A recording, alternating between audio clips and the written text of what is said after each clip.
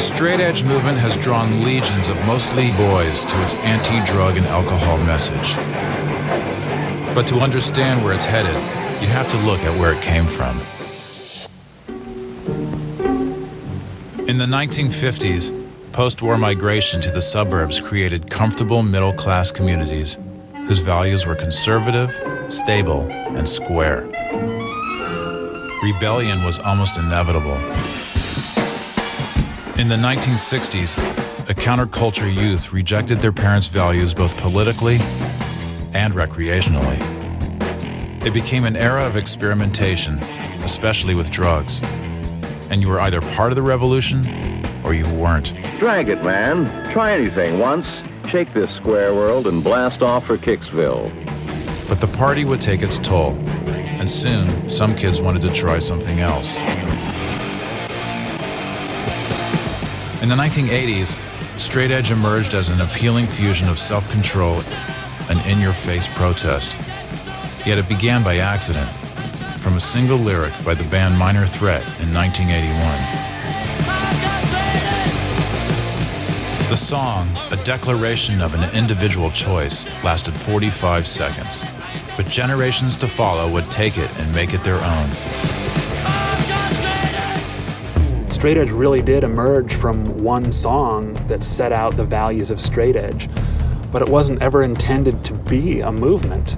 It must have tapped into something that was going on in our culture at the time, but it's contradictory in the sense that these kids are rebelling by living out what every middle-class parent's dreams are, in a sense, for their children. Inadvertently, a movement had begun, giving rise to a subculture. And almost inevitably, a militant arm emerged, in part because of the man behind this mask. We are a group of artists, ups, punk rockers, skaters, hardcore kids fighting back. We are your children raised on Ritalin and Prozac, biting the hand that's reared us.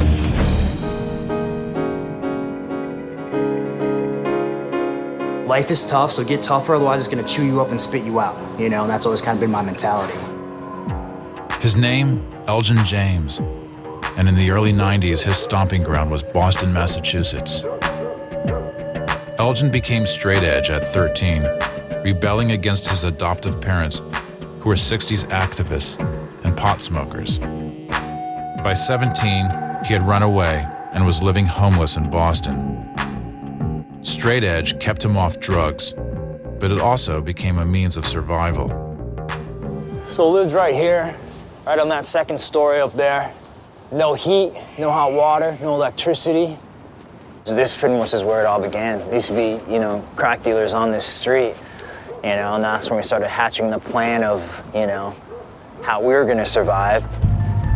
The plan was simple: steal what he needed from the criminals who dealt drugs in his front yard. I wasn't gonna victimize anyone innocent. My plan was to victimize the victimizers, which is how we started robbing drug dealers. It was the perfect straight-edge crime, buoyed by a kind of Robin Hood spirit. The money went to Elgin and his crew, and then to charities and straight-edge bands. It was a violent means to an end. Yeah, my parents had marched with Martin Luther King, so they're pacifists. I got turned on to Huey P. Newton, Stokely Carmichael, and Malcolm X. But every kind of movement does have to have a violent side, because you realize pacifism usually doesn't work.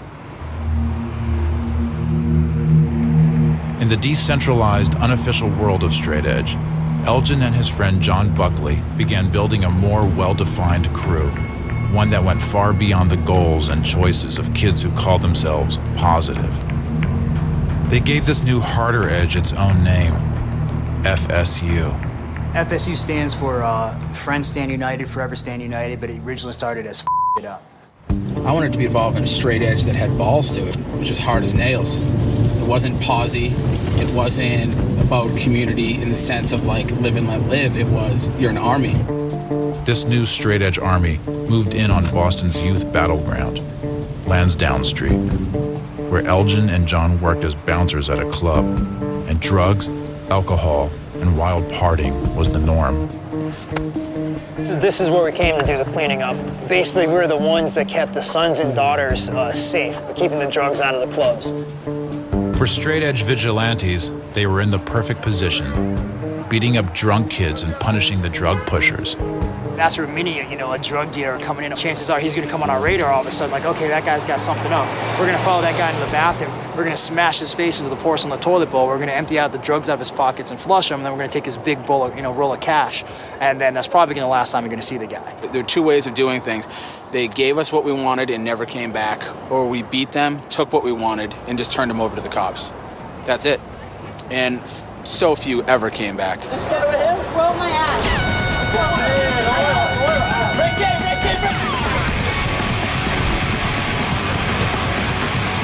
The furor on Lansdowne Street was captured in a video called Boston Beatdown. Given nothing, we are taking everything, making this world a place of our own. Laced with interviews with Elgin, it's a kind of documentary on the state of American youth culture. The director, Ronan Morris, is now a Boston lawyer.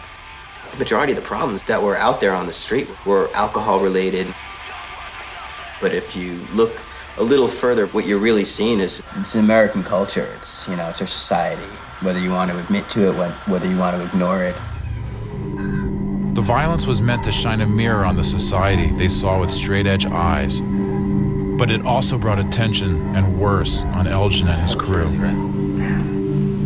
People call FSU a gang or say that, like I'm a gang member, like a violent thug. Like we don't deal drugs, we don't do drive-by shootings. It's basically just a group of kids looking out for each other and watching out for each other. That's just us in front of the rat years and years ago. A couple of them are in jail, and there are brothers that both passed away. Within exactly 2 weeks from one another? Yeah.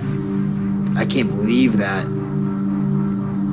a lot of us are alive is what it comes down to, and that's horrible for those of us that have passed away, but for a lot of it mostly comes down to like, wow, most of us should be dead. For Elgin, it was time to move on. I've done my time, I've done my thing. I gave a couple decades to this. And I'm still straight edge, still will always be straight edge. I'm not gonna kick in the door of a crack house anymore. My time with that is done. Elgin moved to Hollywood, and John started a poetry press. But what they started in Boston wouldn't just go away. The militant side had taken hold, and it was heading off to new battlegrounds. Looking back on it with 20/20 vision, yeah, it probably was eventual that somebody was going to end up getting killed. Its darkest hour was ahead. In the suburbs of Salt Lake City, not everything is what it seems.